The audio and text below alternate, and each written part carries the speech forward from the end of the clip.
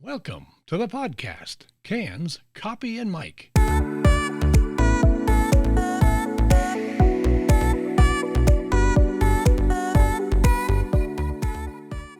place to listen in as successful people talk about their lives, their professions, and the happiness they get from both. Other podcasters focus on politics, comedy, athletes, and other national newsmakers, and they do a darn good job of it. Our niche is to highlight everyday Americans who interest us because of what they do, and maybe enlighten us as well.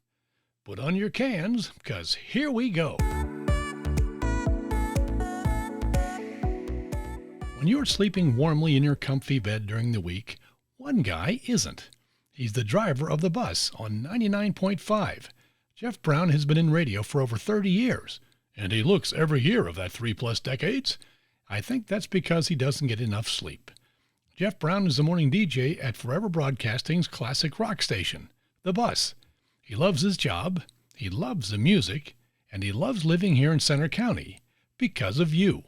I spent a Friday morning with Jeff, and I learned a lot about his life and his work as a DJ and at Penn State, and his love for the community he calls home.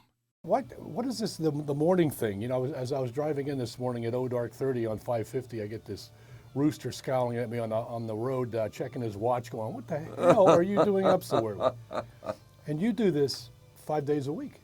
You know, they told me, gosh, it's been 30 years ago, something like that, not more than 30. When I first started doing mornings, they said, "Hey, you get used to it." Did you? No. No. I grumble and groan and get angry and everything else when that alarm goes off. I want to keep sleeping, but unfortunately, I got to get up. In fact, I talked about this earlier in the week. And excuse my voice, I've got Lady Lion voice. Yes, you had a game last night. I've got basketball voice.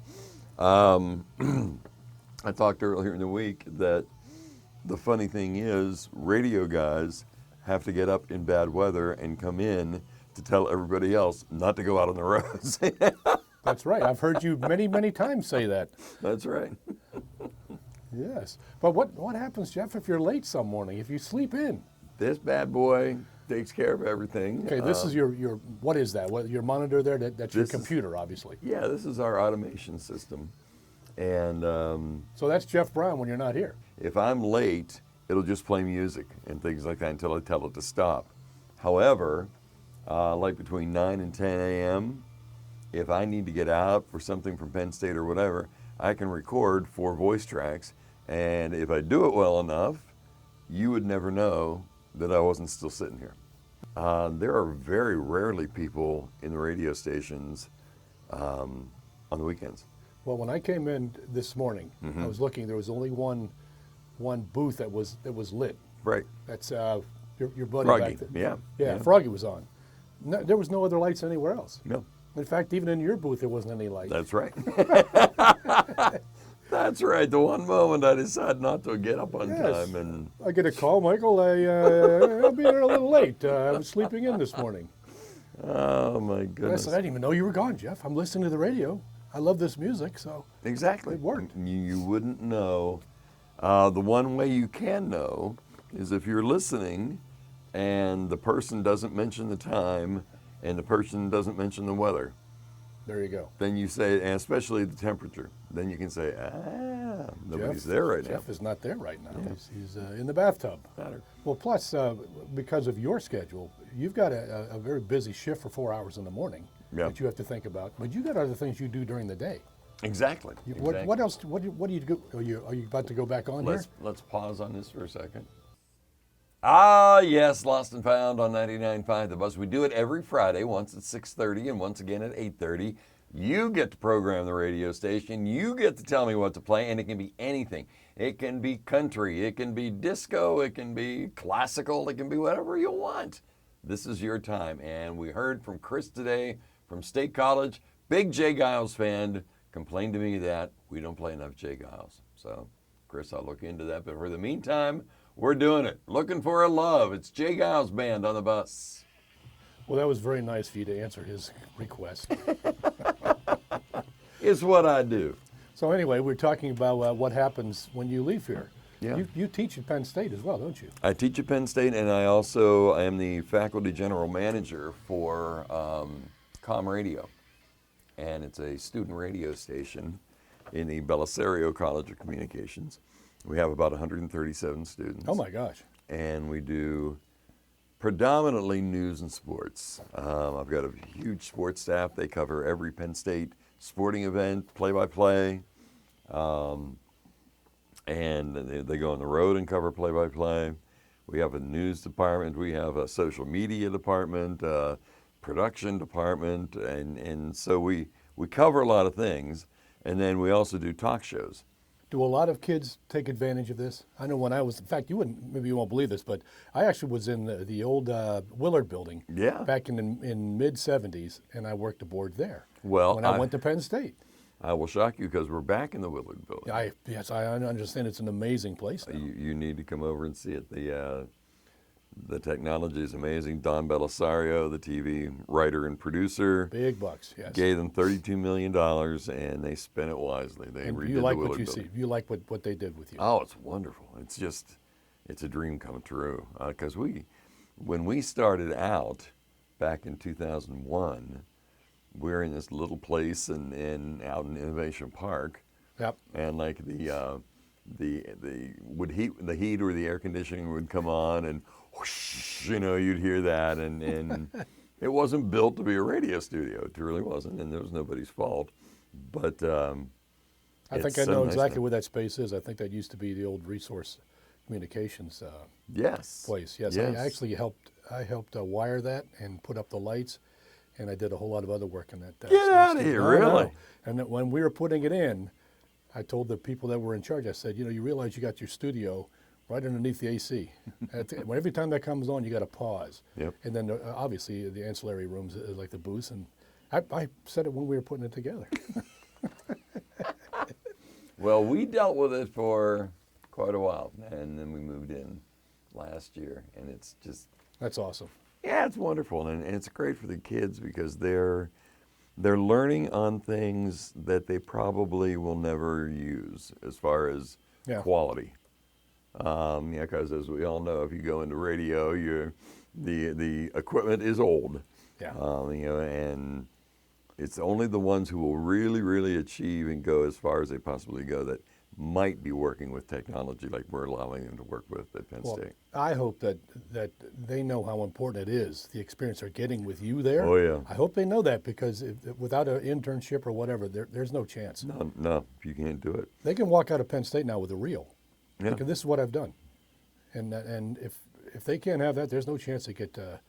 it can't even be like the 2 a.m. shift like the old Wolfman Jack stuff. Yeah. No, it's not going to happen. You can't get discovered anymore. It's just impossible. Well, you took a circuitous route to get to Penn State. I did. You're a Grove City boy. I am. Ooh. Grove City boy and Slippery Rock. Slippery Rock, yes, indeed. Now, my wife went to Westminster for a while, and she said, we always called Slippery Rock Slimy Pebble. Yes.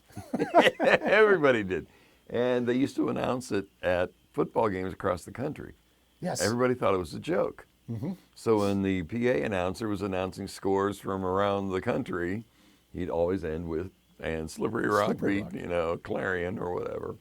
And well, there's actually some pretty decent athletics up at Slippery Rock. Oh, yeah. Because it's a lot of big gym school, isn't it? Yes. Yeah. I had friends that went to Slippery Rock and Grove City and then, of course, Westminster, my wife.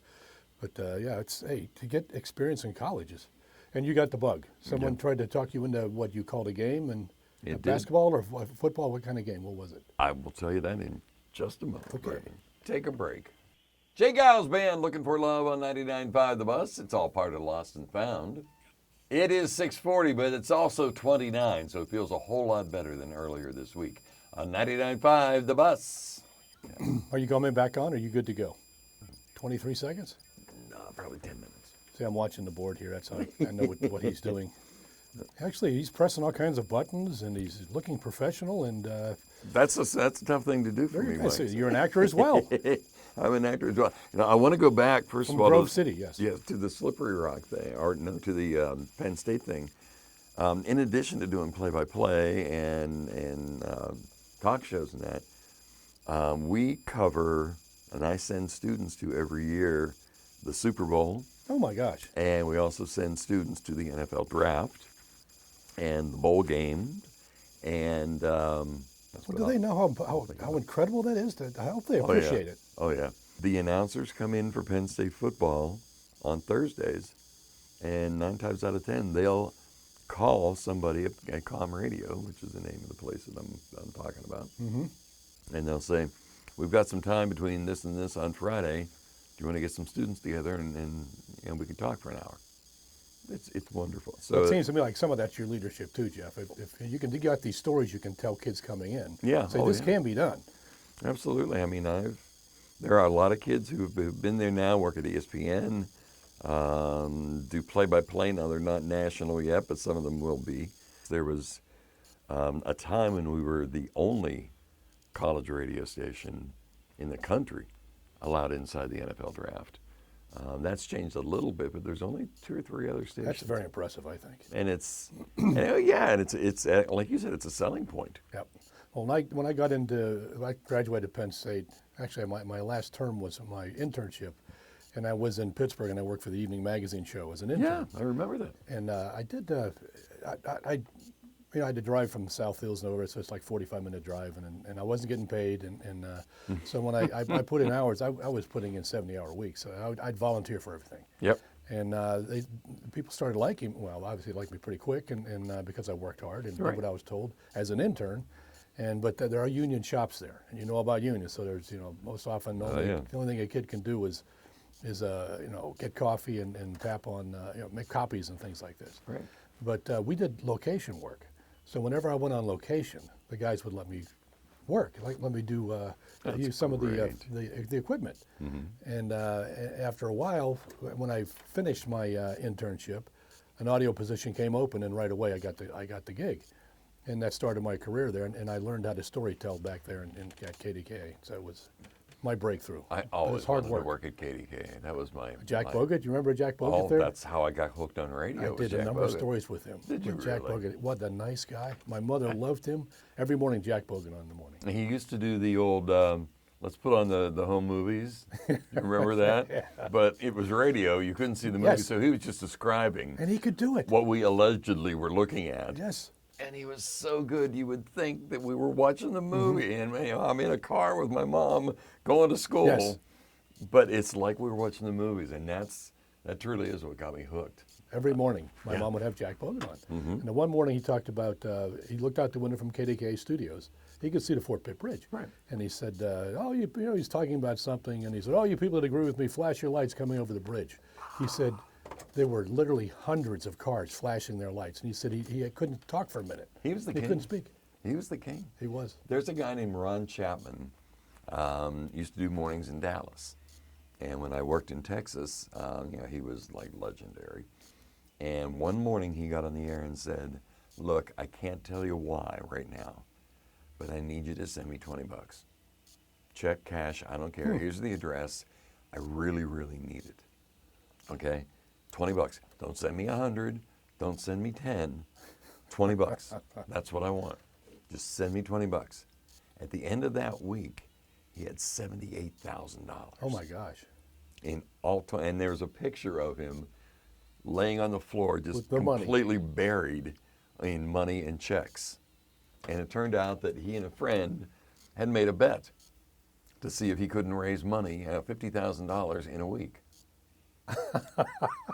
What do you do with the cash? He took that and he split it 3 ways and gave it to his 3 favorite charities in Dallas. That good man. But isn't that something? The power. He the power just of got radio. on the air and said, "I need $20. I can't tell you why." Is it still like that today, you think, Jeff? Has radio lost some of that?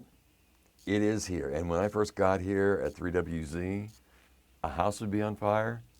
They'd call Steve Jones and me and say, "Where can we donate for this house?" And we didn't even know it was on fire yet. It hadn't even made the news yet.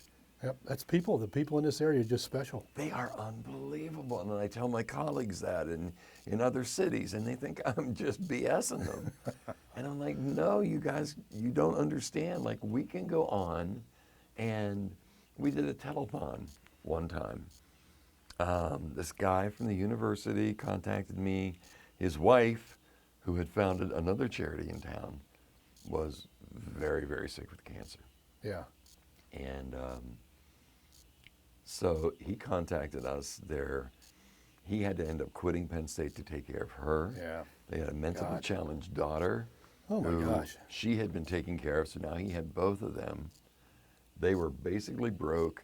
The sewage system was backing up into their basement every time that it rained. Jeez. They were in bad shape. I'm going to stop for a second. I drink alone. It's George Thorogood, 99.5 Da Bus. Good morning, everybody. It is 6:52. Hey, every weekday afternoon you can drive home with Luke, and the free ride starts at 4:20. It's 20 songs in a row. Your favorite classic rock songs, no commercial interruptions. So when you're leaving work, get on the bus for the ride home. The free ride presented by Blaze Alexander Family Dealerships. Well, it's time for comedy break, and I've got Dusty Slay standing by on the bus. So they're in big trouble. This family's in big trouble. And we put our heads together, and I've got to give credit to Dan and Kay Barker, who used to own 3WZ. They were really community oriented, and they insisted that we help the community in any way we can. Got to. So we went out, the entire staff, the sales staff, everybody contacted clients, got all these prizes, and then the mall gave us this space in center court to set up a phone bank. We ended up raising it was $82,000 for this family. Goods and services. Like Oscar DeArmond said, I'll take care of their septic system for free. The real touching story was this woman had a son named Zach, and Zach was an artist. He was in high school. And she loved angels. So Zach painted this beautiful picture of an angel, and she put it by her bedside. And she said they gave her strength. So we're 3 or 4 hours in, and the father shows up with this picture and said, my wife wants you to auction this off. Oh my gosh. So we did, and a woman paid $2,000 for it. Yikes. Because we had told the story and everything else. She came to pick it up, and she gave us the money, and she said, is Zach here? I'd like to meet him. So we took her over to introduce her to Zach, and she handed the painting back to him and said, your mom needs this more than me. And she turned around and walked away. That gets me choked up just listening to that. I know.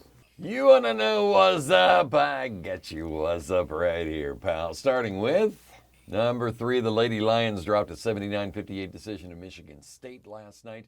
They're now 9.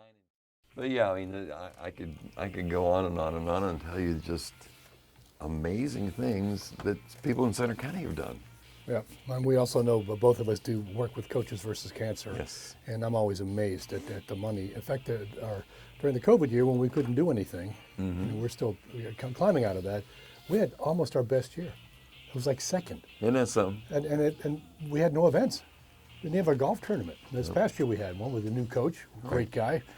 And as nice as Pat was, Mr. Shrewsbury is a heck of a coach. He's incredible. Very gracious man, and perfect with our sponsors. What a fantastic hire. Well, I followed him for probably 7 or 8 holes during the yeah? tournament. Oh my gosh, he had people laughing, and he's very congenial, and he's a funny guy, and but he's classy. Yeah. You know, and I was very impressed. Very humble. What a nice gentleman he is. Yes. Yeah. And I think that down the road, we're always hoping for better basketball at Penn State, and I think we've always been right on the top step, and it just can't get it over the top. And so hopefully, Coach Shrewsbury will be able to do that. Oh, he will. He will. The way the guys are playing this year, I know their record doesn't show it, but they're playing so hard. Yes. Playing incredible defense. Yes. And you get those 5 recruits that he's got coming in next year. Huge. Ouch. Huge. They're going to be great before he's done. Penn State should be at the NCAA's every year. When you look at, I did some work out at Michigan State, and when I look at that little town where Michigan State is nestled in and State College, they're very similar. Yeah. We should be able to get athletes from anywhere. All we have to do is get them in the NBA, and we got some in the NBA. Yeah, I think Micah will do that. But let's talk about some other things. Okay. Now, when you first started in this business, we had carts, we had tape, and there was Right. plastic. You had a spin vinyl rather. Now I'm looking in here. Now I see a computer and it's a touch screen. Yep. And you push through the different items that are coming up on your list. Exactly. And then you take part in some things, and you got a clock ticking off there.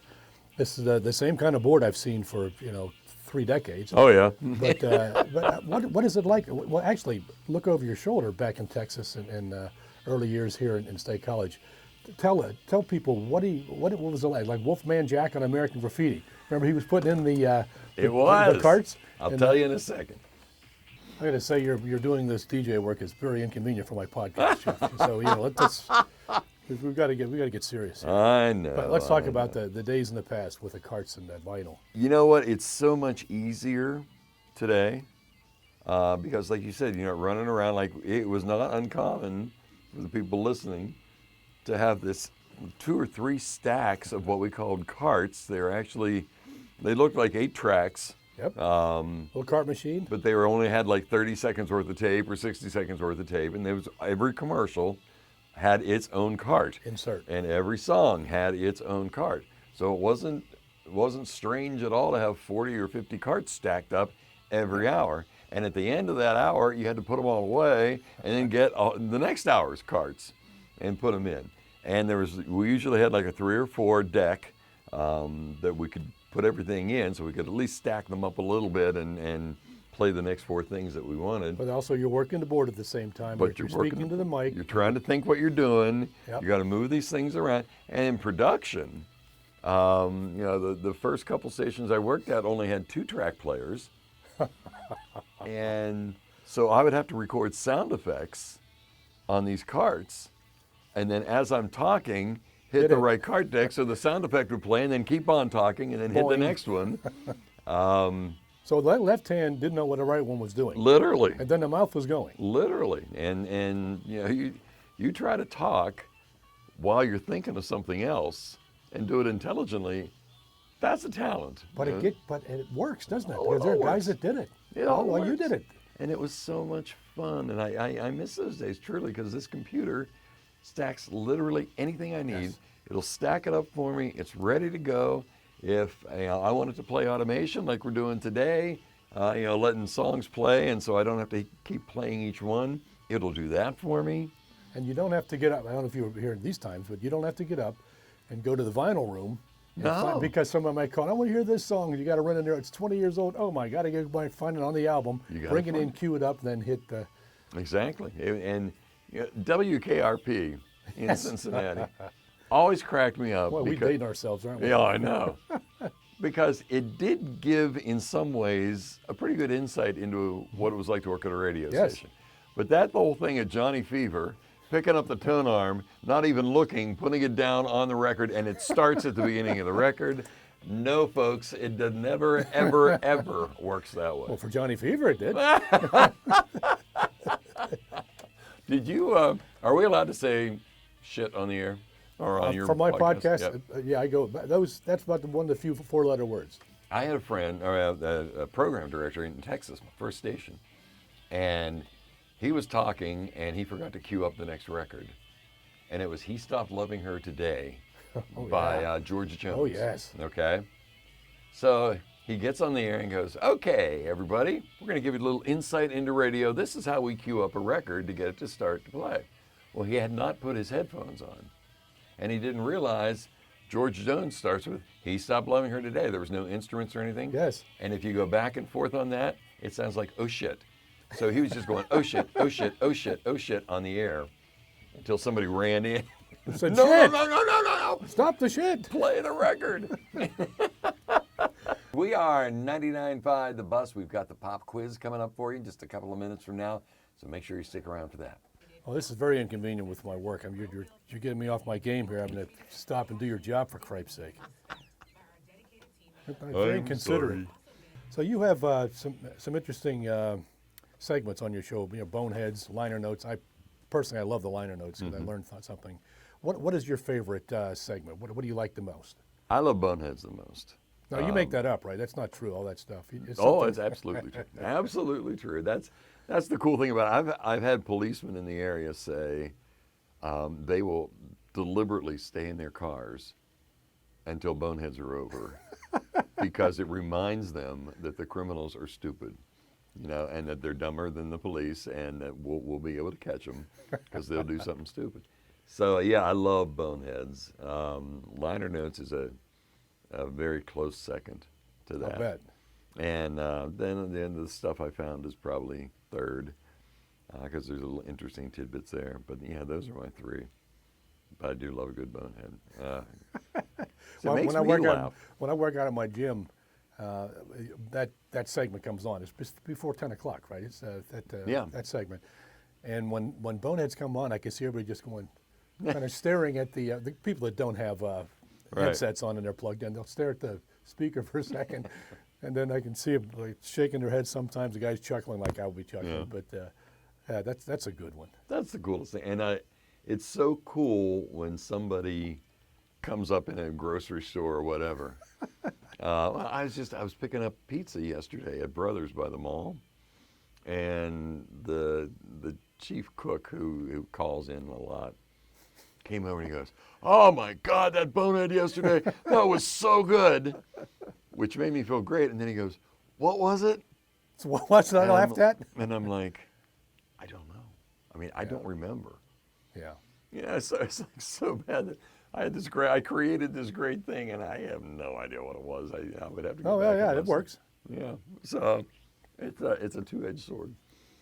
One of the things I liked about my career was I got to do a lot of live bands. I got to shoot them on stage and off stage. And I was the on-stage cameraman for Phil Collins. Mm-hmm. I was with him 2 nights in a row, and Wow. and he asked to speak to the on-camera or the on-stage guy. And so I walked up feeling pretty good about myself, Right. all dressed in black hat and everything. He said, "So, you on camera, mate? You on the stage, mate?" And I said, "Yes, I am." He says, and he had a drumstick in his hand. He goes, "Don't get too brave." And I said, "Okay, no worries, man." And then he flipped the drumstick to me.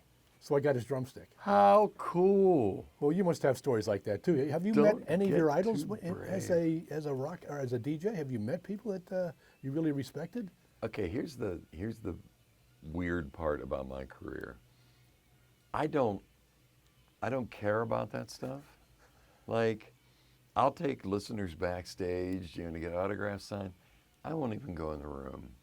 Yeah, I don't get autographs either. And the reason why is they're just sitting there and they're looking up, "Hi, how you doing?" Yep. and writing something, and the next person, they have forgotten you before Yes. they ever met you.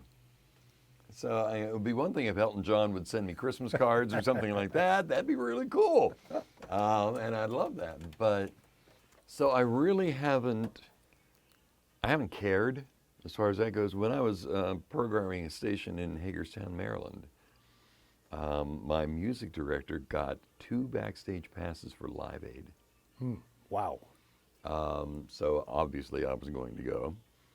And my bosses, this was their first radio station and they'd only owned it for about 6 months, said, "How can you be sure, because we're going to carry the syndicated show, how can you be sure we're not going to have problems because we've sold all this advertising sponsoring it?" I said, "Well, it's going to be fine, don't worry." No, what's going to be fine, Joe? You mean just going backstage or doing interviews? Or? No, they were concerned that we were covering it live. We were running the live feed. Gotcha. So people wouldn't buy tickets. And so what happens if in the middle of the show the feed quits and we've got to refund all the money to the sponsors because we couldn't run the show? And I said, "It's going to work. We've got the guy who actually was going to run the board was the engineer for the station as well. So I said, he knows, he's forgotten more than I know. So if something goes down, he's going to know." You got to do it, right? Yeah, so I said, unless it's something from the show itself, he'll fix anything. Don't worry about it. "All right, well, we're just telling you if something happens, you're fired." I'd accept that. How can you pass up an opportunity like that? Well, I did. I gave the tickets to my afternoon drive guy, and he came back with this story of how they got there, and there were 2 big monitors just off stage left. He and his girlfriend sat on those monitors for the entire time. Every band that played had to come up and stand beside them and would come up and watch the band that was on stage. They talked to every single band That's great. that was at Live Aid. And I'm like, I was So you passed on that. I was so bummed. But for the most part, no. Because it's not real to me, so I don't really care about it. You know, so if it's a celebrity, it's nice. Yeah, out at Coaches versus Cancer. You know, there have been guys out at the holes, and I get introduced to them. Yes. And I shake their hand, may talk to them for a couple of minutes. If I've got a story, you know, about how they affected my lives or something like that, I will tell them. But Heard some big names that come with Lydell Mitchell, DJ Dozier's there. Absolutely. Kurt Warner, I think, one time, and then, of course, all the basketball greats. And they couldn't have been nicer. Yep, they're great guys. But no, that part of the business just never appealed to me. Well, you were doing classic rock. Mm-hmm.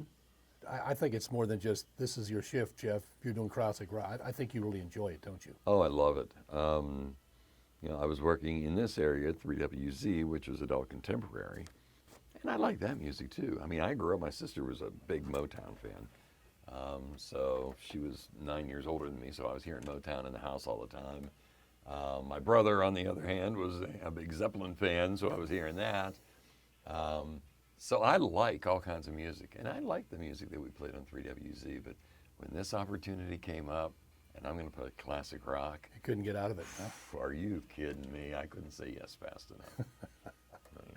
Let's see, it's 7:39. Time for today's.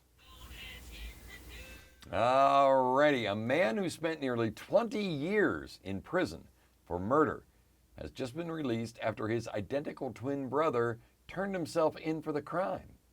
Kevin Duggar was released from Chicago's Cook County Jail on Wednesday. In 2003, Duggar was convicted for a gang-related murder in Chicago.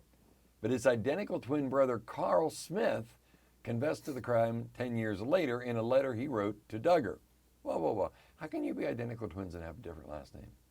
At the time, Smith was, and currently is, serving his own 99-year prison term for involvement in a 2008 home invasion and armed robbery that left a 6-year-old boy shot in the head.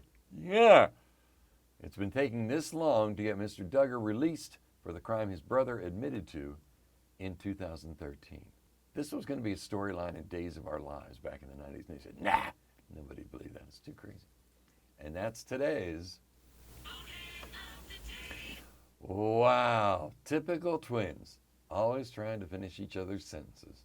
We've got 10 minutes before you have to tap out again. Exactly. Okay. Well, again, let's talk about your attachment to classic rock. Okay. You do it very well. Well, thank and you. When I first came to State College, I heard you on the radio, and I thought, wow, this guy's got big market. He's got big market talent. Because there are others in the area, quite frankly, that did not. Right. And that's okay. Mm-hmm. You know, I still like for the music. But I can tell that you really had your wheels rolling. And so now you're on classic rock, your dream. Yeah. What's the favorite part about being a DJ with classic rock? Well, just the music. You know, I'm an old fart now, oldest guy in the radio station. You're not the oldest guy in this room, right? Well, what are you? 66. Are you seriously? Yes, I am. Oh my God, I'm only 62. Okay, I feel better now. But Oh, well, thanks. Appreciate it. Just kicked me in the ass on the way out. But there's, you know, music evolves and changes through the years. And so what classifies as classic rock has to move as well. So we're playing a lot of this Seattle grunge stuff now that I do not like. You know, but Well, name one of the songs. But you got to do anything from Nirvana or, you know, Alice in Chains or, you know, and we're moving farther away from what are now oldies. You know, we still play Beatles, but, you know, forget about it. You put a Beach Boys song, what are you doing? Yeah, you know. that's a constant. Yeah. So, you know, I like it and I don't like it, but it's just so much fun. Like, my job at Penn State pays me well. I don't need to be here from a financial side of things at all. And I know there's going to be one morning that I'm going to wake up and just say, I don't want to do this. I don't want to do this. In fact, I already have a letter of resignation. You do? That I did like 15 years ago. It's saved in my computer. I'm going to change the date and, you know, stuff like that. And So once Terry Wilcox hears this, he's going to be like, Jeff, let me talk to you. That's right. But radio is just something that gets in your bones, and and you can't get out. I love doing this, and I love the opportunities that doing this gives me as far as charitable stuff, and I don't care for the whole you're Jeff Brown or the legend or whatever. I don't like that stuff. But that allows me to go to charitable events and talk people out of their money. And I love that. And I can't imagine giving that up. If I got off the air, eventually I would be forgotten by most people, especially a transient area like this. And I wouldn't be able to do charity stuff anymore. And that would kill me. It really would kill me. Not only like stuff like Rock the 80s, the Bob Perks Fund and that, but Coaches versus Cancer. Coaches versus Cancer. But also just, we had a woman last summer contact me and said she was getting thrown out of her apartment. Her husband beat her and her daughter. They've got nothing. Wow. So I was able to go on the air and on social media because of quote unquote who I am. And we completely furnished a new apartment for her. A lot of new stuff people just brought out. I got a U-Haul. I parked it in the Spikes parking lot. And for 2 days, people loaded it. People just came over and just dropped stuff off, gift certificates and furniture and you name it. We talked about how great people are in Center County. And I can't do that if I'm not on the air, if I'm not in the public eye. So you have other stories to tell me? Well, how I got here, I was working at Light 91 or 92.1 in Pittsburgh, but I was doing a swing shift for them. And I had already, hello? Hey, what's up? Just want to give you a heads up. I'm coming through Bollesburg. There's a wreck right in front of Kelly Steak and Seafood. Uh-huh. And there's a vehicle engulfed in flames. Oh, my God. It's on fire. Okay, I'll let everybody know. Thanks. If you want to make an announcement, just say kind of avoid the area if you can. Be careful. It's slick out here. Okay, I will do. Thanks, bud. Who is that? Is that just a caller or a listener? That's Luke, who's on in the afternoons. Oh. Can we wait? Yes. I got to go over and tell Marty so he can tell his listeners. Good morning, everybody. It's 7:52. Hey, listen up. The roads are getting slick. We're hearing from folks in Madisonburg and outlying areas that roads are a little on the slippery side of things, and there is a bad accident in Bollesburg right in front of Kelly's Steak and Seafood. The car's on fire, and so avoid that area as much as you possibly can while they're taking care of business there. But again, in Bollesburg, there is a car that is on fire because of an accident, and you should avoid that area. Plus, we're getting reports of all kinds of slippery conditions, roads, sidewalks, driveways, parking lots, you name it. So let's be careful out there. What I especially like about radio is the immediacy of it. The DJ's sitting right there. Right. I travel all across the country and seeing these small market, or listening to these small market DJs, that's fun. Oh, yeah. And even in the bigger cities, they have a different approach maybe to what they do. But it's the same kind of product, and it's just interesting to me to see to hear the difference. Now, as far as immediacy, you just got a phone call from another person that works here, saying there's a traffic accident in Bollesburg. Yeah. So, and you've announced it over the air. Tell me how that works. Well, you just immediately have to spring into action. That's why I don't think local radio will ever die. And people have been saying that for years with Sirius and XM and all that, radio's dead. No, because Sirius and XM and all the other stations you can get don't have a clue where Bollesburg is, let alone that there's a bad accident. So if I can tell people and save them time, they don't get snarled in traffic, or if I can tell them the roads are bad, in such and such a place, maybe they avoid an accident. So any big news, you can hit immediately. But you can also talk about the local area, about events that are happening. I like that. You have to. Well, that was one of the first lessons I learned, and one of the lessons I pass on to my students, is you got to be local. If you're local, then you're going to be popular. I have said that in every market I've ever worked in when people are saying our ratings are falling or this or that. And I said, we're not doing anything local. If you feature something on television that people see every day, that's a big deal. And are people that other folks, your listeners, our viewers, see every day. That's a big charge for them. Local sells, local works. As an air personality, I drive around all the time looking for strange stuff to talk about. They built this building years ago. It originally started out as a bank. It's across the street from where Kentucky Fried Chicken is now. Yes. If you're coming from Boalsburg down the hill, you look at this building, the side of the building looks like a duck's head, like a cartoon duck's head. Okay? So I got on the air one morning and I said, is it just me? Or does that building look like a duck's head? And it's kind of a throwaway thing. Man, the phone's lit up. Oh my God, you're right. I've been looking at that for how long now, and I never noticed that, and now I'll never be able to look at it again. That's fun. That's just fun. It's fun and it's local. And your syndicated guys, like I said, they don't even know we exist. No. Let alone that there's a building on the side of it that looks like a duck's head. What bothers me too when I listen to some of the syndicated stuff is that they're canned commercials and especially talk shows. I know that there'll be about 10 or 12 minutes of talk, then 5 minutes at least of national commercials. It's just bothersome. But I do see why people go to Spotify because there are no commercials. So if I want to listen to one specific artist, I go to Spotify. But when I'm in my car, I want to listen to local radio. Yeah, and that's why I try to pack so much stuff in, like Boneheads and things like that. It's something for people to look forward to. And people will want to tune into me because they want to hear that stuff. Exactly. They can go back to their Sirius, they can go back to their playlists or Spotify or whatever, but they want to hear this stuff. And if they give me a couple of hours or 20 minutes or whatever.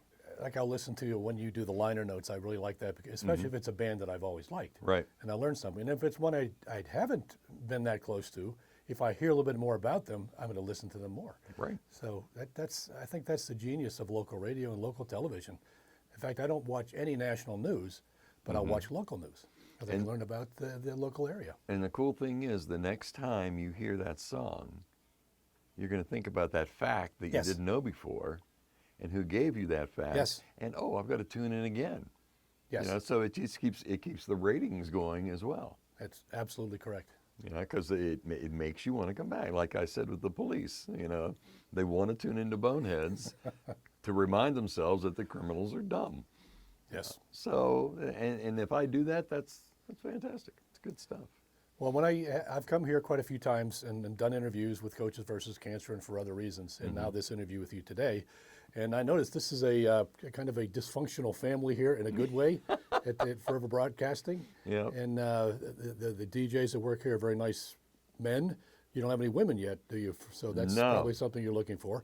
But it's a nice group, and you lost somebody. Yeah, we did. Chris is gone, and that must really impact all you guys here. Chris was the backbone. I mean, he was the rock. He made the whole thing work.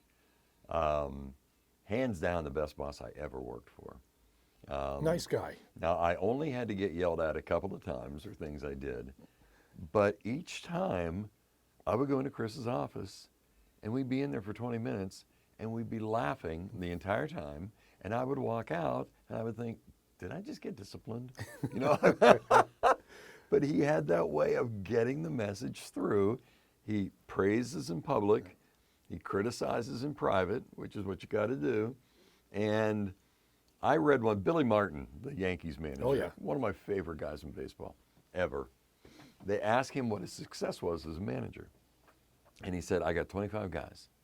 A certain percentage of them need a kick in the ass, and a certain percentage of them need a pat in the head. And the key to being a successful manager is knowing who needs what. Because if you pat somebody on the head who needs a kick in the ass, they'll take advantage of you. And if you kick somebody in the ass who needs a pat on the head, that discourages them, and you don't get their best performance.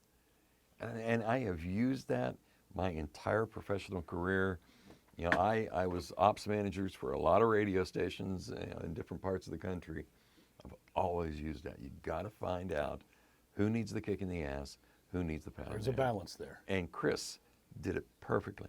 And the other thing about Chris is he was such a great air personality. Yes, he was. I liked him. I mean, he's terrific, and he didn't Very get the friendly. credit.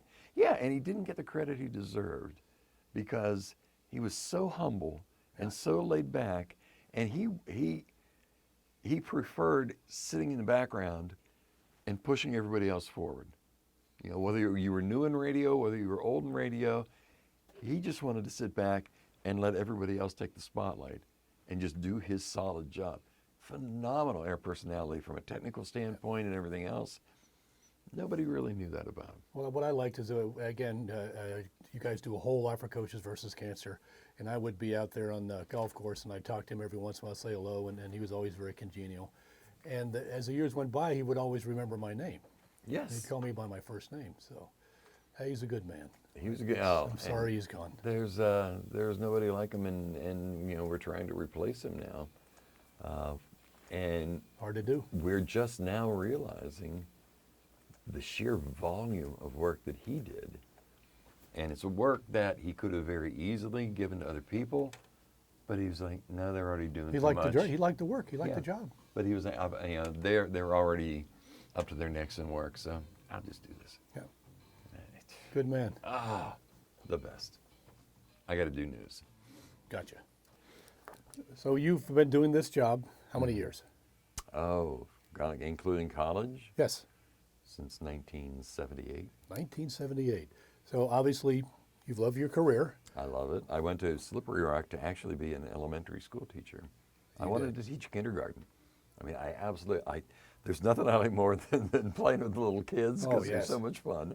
And you get naps and you get snacks. So There you go. how could that be a better gig? I think you're a little kid. How That's could what that- sounds like. You know, and I'm teaching college students now, and there are times There you go. I went full circle because there could be the kindergarten kids I never got a chance to teach. Well, for people that are aspiring to do what you do, I'm sure you give advice every day to your students, but what about people out there that might be high school kids that think, I'd like to do what Jeff Brown does? How does a kid do it? Unfortunately, it's very, very tough these days. We talked earlier about automation, and there used to be 7 to 10 evening shifts, 10 to 2 a.m., 2 to 6 when the morning team got in. Those aren't available anymore, anywhere. They're all automated. And so it's very difficult for someone to come in. You've got to have another job. You'll never, ever, if you want to get started in radio, you'll never be able to make it without another job. But if you get in and, like we said, work hard, you did the right thing. Volunteer for absolutely everything. You can get it done. But it's difficult because people aren't hiring. And unfortunately, like with Chris, you know, we're hiring, but you got to have a lot of experience to fill his job. So it's difficult. But you know what I will say is, get into radio stations, volunteer to do the voice tracks over the weekend. You learn how to do things there, and if you're constantly there, then people get to know you and they get to like you and they know that you're good, and you'll be amazed at the number of things that can happen. The other thing I always tell everybody, even if I go out to middle schools and high schools, learn as much as you can about everything you can. Absolutely. And the example I give, 9th grade, I was assigned we had to do a 15-minute speech on a topic. So of course I picked a sports topic. And the instructor, for whatever reason, didn't like me. And he said, no, you're doing NASA. I said, what? And he goes, you're doing NASA. I didn't have any feelings for NASA at all. Didn't care. Yes. You know? And I am so angry. And of course, typical 9th grader, oh, what am I doing this for? I'll Yeah. never use He this in my hates life. me. Yeah, you know, I'll never ever use this again. But I had to have the grade, so I did the report. Flash forward, I'm in Tyler, Texas.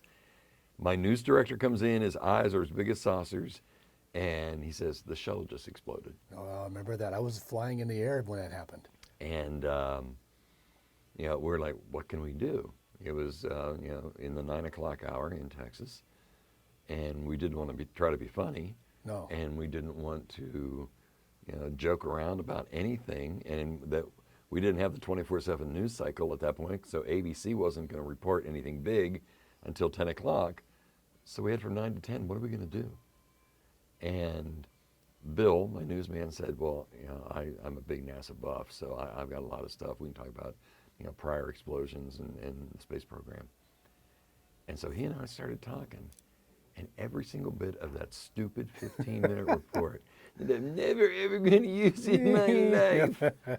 You used. came back to me, and we spent 50 minutes on the air talking about the space program, and Bill would fill in with whatever news he could gather. And that's the Genius. example I always give, is you never know. And going home and listening to the news is not fun. I understand that. But we're living in a volatile world. Yeah. Personally, you need to know what's going on. Yes, absolutely. But, and globally as well. And you may not like it. And the tough thing for kids now, and I tell my college students this all the time, you don't know who to listen to.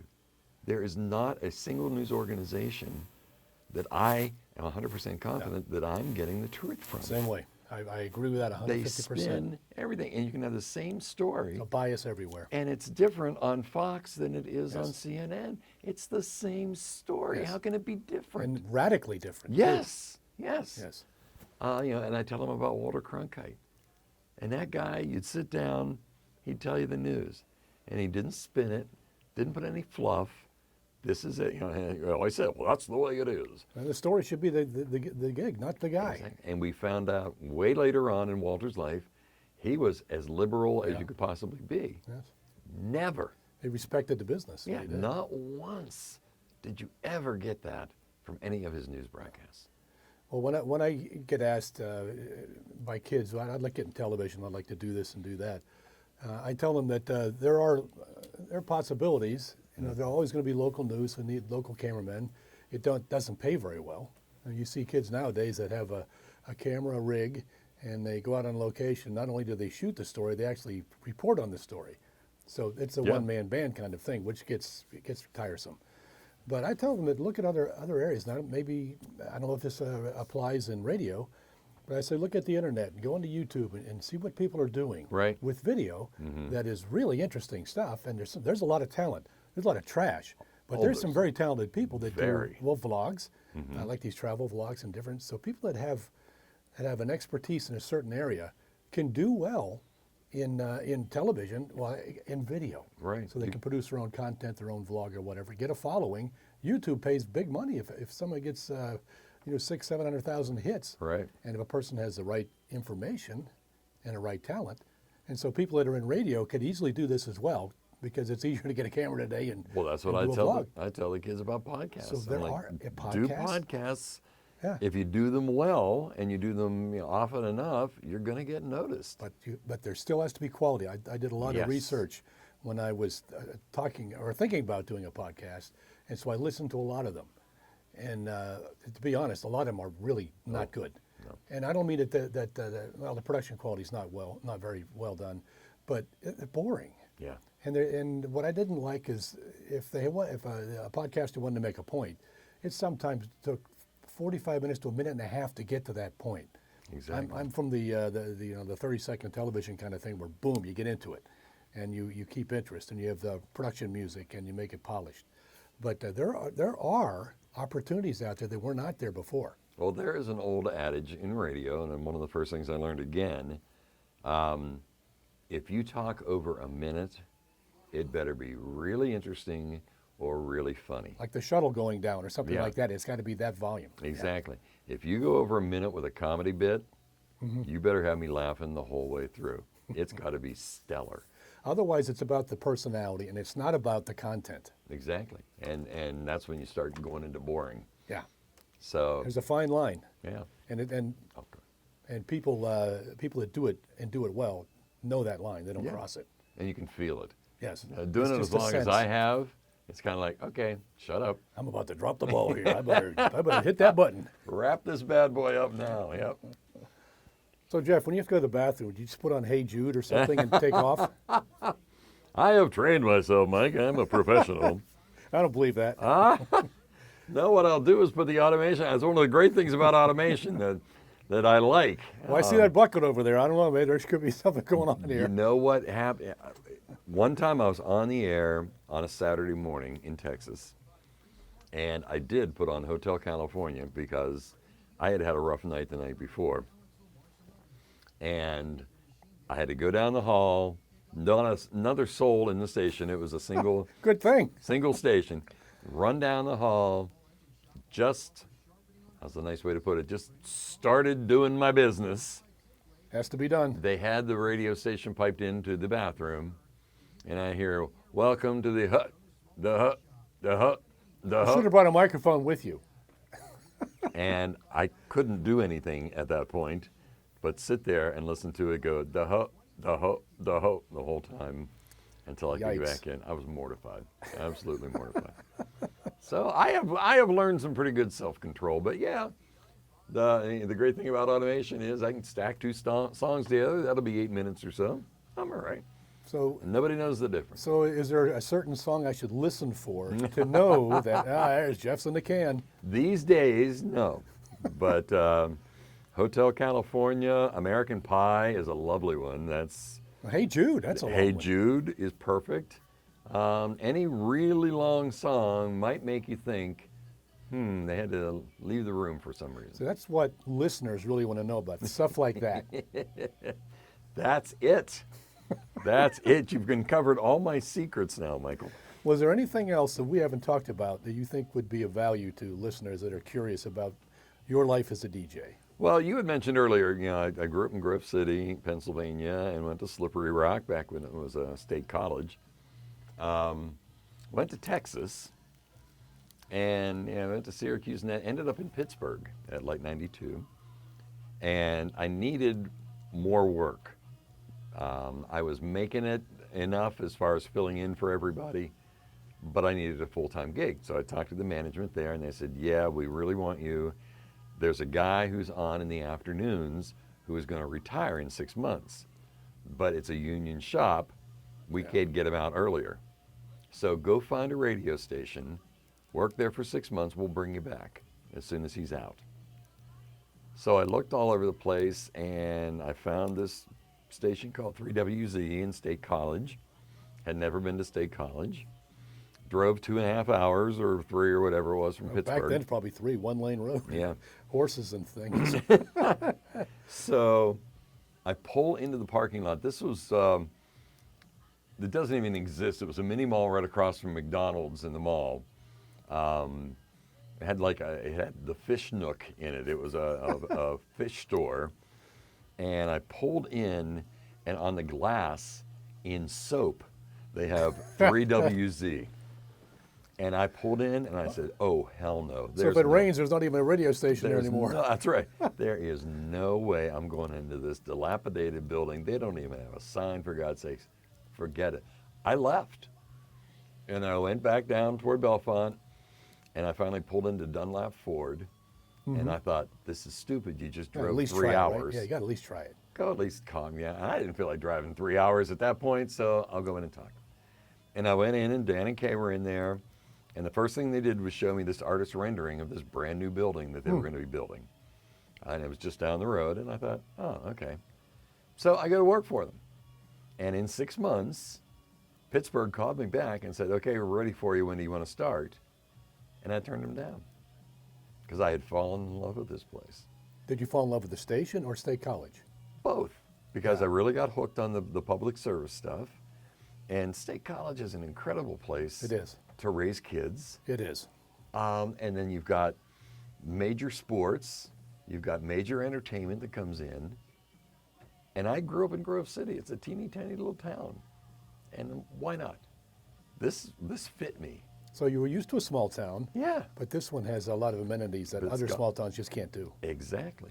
And it was just the perfect place for me. So I could have gone back to Pittsburgh, and who knows what would have happened with my career. Yeah. But fell in love with the place, had 3 more kids. And I'm then, here today. Back then, when you were talking, Pittsburgh was, I think, the top 13 market in the country.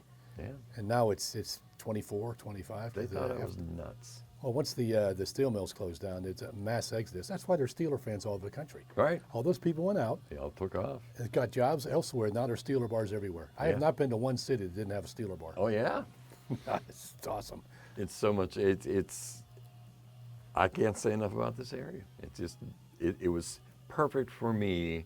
And like I said, my friends, my guys in Pittsburgh, they're like, are you out of your mind? You're going to stay in teeny tiny little State College Market 232 or whatever. You could be a Market 13. I think a lot of people have that same point of view that live here now. That if they said, I'll try it for a while, This is also a destination for some folks. Yep.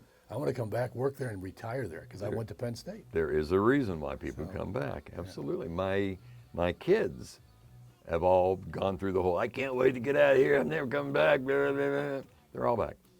That's awesome. They're all back. That's a gift. Because they absolutely love it. My daughter, Mackenzie, has been living in Pittsburgh for a while, and she's moving back here in March. And she just said, Dad, I am so homesick every day. I want to go downtown. I want to see people. And even with all the high rises going up, it's still That's the State College. difference. Remember when I was at school here, none of these, it was ridiculous, the transformation in the last 5 years. Mm-hmm.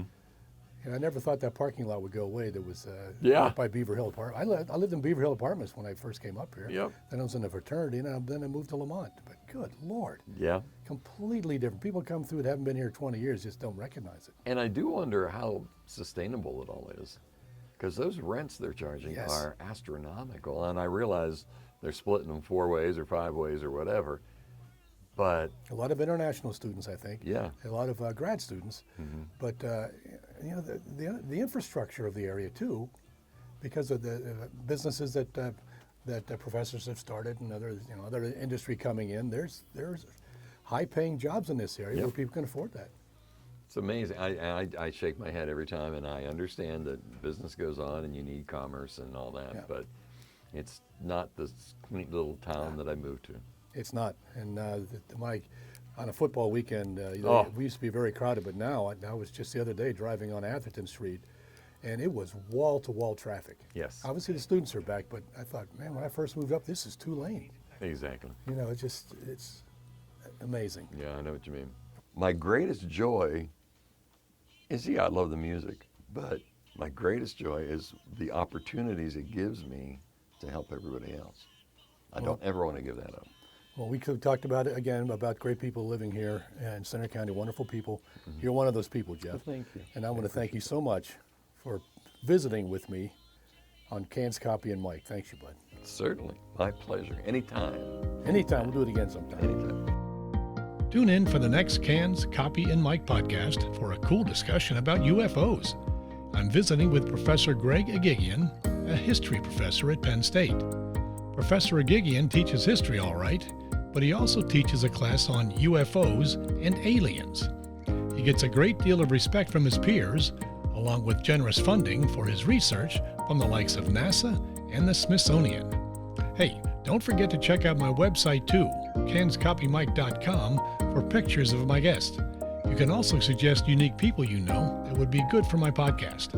Next time, we'll talk about flying saucers, Roswell, New Mexico, and Area 51 on episode 6 of Cans, Copy, and Mike.